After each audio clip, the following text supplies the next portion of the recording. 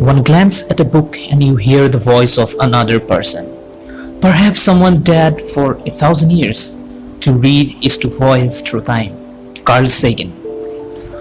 সম্প্ৰতি চৰ্চাৰ শীৰ্ষত থকা বিষয়বোৰৰ ভিতৰত এটা অন্যতম বিষয় হৈছে গ্ৰন্থৰ ভৱিষ্যত।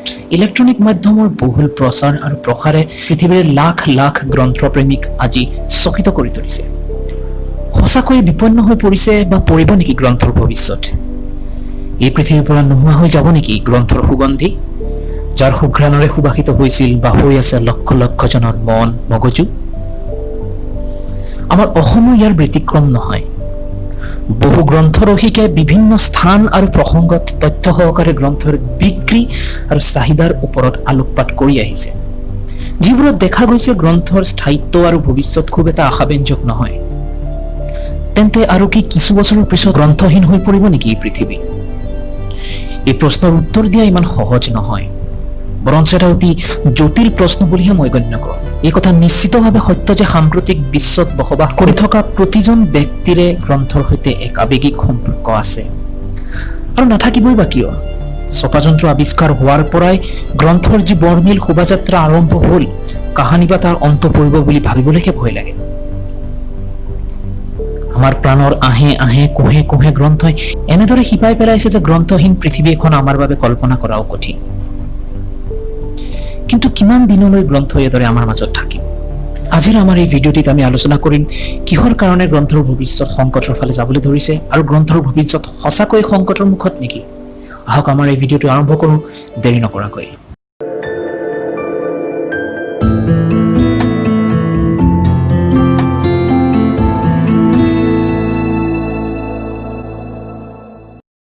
আৱেগ পৰিহাৰ কৰি যদি আমি যুক্তিপূৰ্ণভাৱে বিবেচনা কৰোঁ, তেন্তে দেখিম যে আগন্তুক কিছু বছৰৰ পিছত গ্ৰন্থ হয়তো হেৰাই যাব।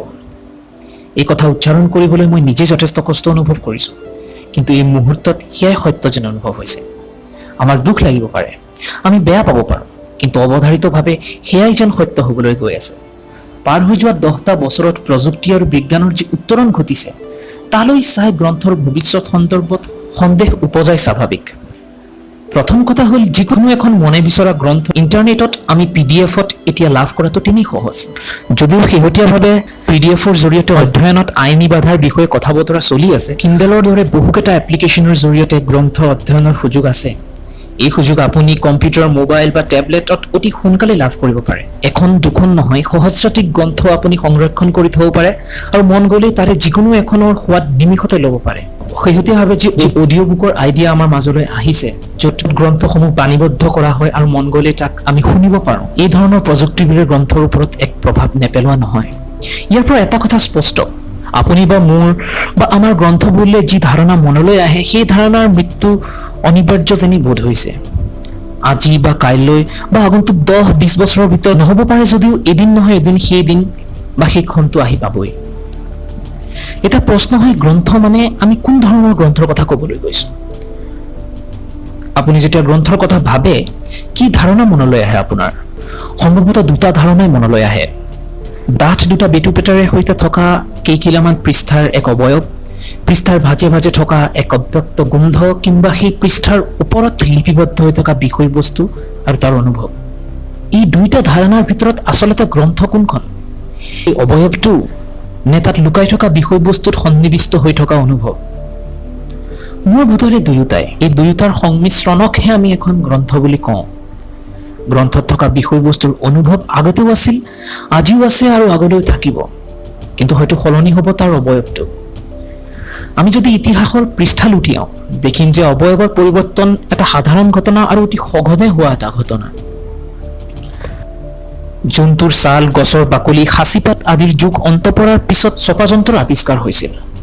ছপা গ্ৰন্থৰ আৱিষ্কাৰে সাঁচিপাতলৈ প্ৰত্যাহ্বান আনিছিল, সেয়াও এক পৰিৱৰ্তন আছিল, আৰু এতিয়া যি হ'বলৈ গৈ আছে সেয়াও এক পৰিৱৰ্তন। এই সন্ধিক্ষণত উপনীত হোৱা আমিবোৰৰ এই মুহূৰ্তত কৰণীয় কি হোৱা উচিত?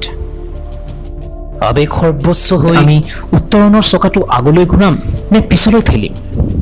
মোৰ বোধেৰে পৰিৱৰ্তন হৈছে প্ৰকৃতিৰ এক সাধাৰণ নিয়ম। এই নিয়মক আঁকোৱালি লৈ আগবাঢ়ি যোৱাই সমীচীন হ'ব। এটা সৰু আহিলাৰ সহায়ত সহস্ৰাধিক গ্ৰন্থক আমি সংৰক্ষণ কৰি ৰাখিব পৰাটো জানো সাধাৰণ কথা? নিশ্চয়কৈ নহয়। যদি আপোনালোকৰ এই ভিডিঅ'টো ভাল লাগিল আৰু আপোনাৰ যদি এই চিন্তাখিনি ভাল লাগিল তেনেহ'লে এই ভিডিঅ'টো লাইক কৰক আৰু চেনেলটো ছাবস্ক্ৰাইব কৰক আৰু ছাবস্ক্ৰাইব কৰাৰ পিছত তাৰ কাষত থকা সেই বেল নটিফিকেশ্যনটো টিপিবলৈ নাপাহৰিব যাতে আমি যেতিয়া ভিডিঅ' আপলোড কৰোঁ আপোনালোকলৈ এটা নটিফিকেশ্যন যায়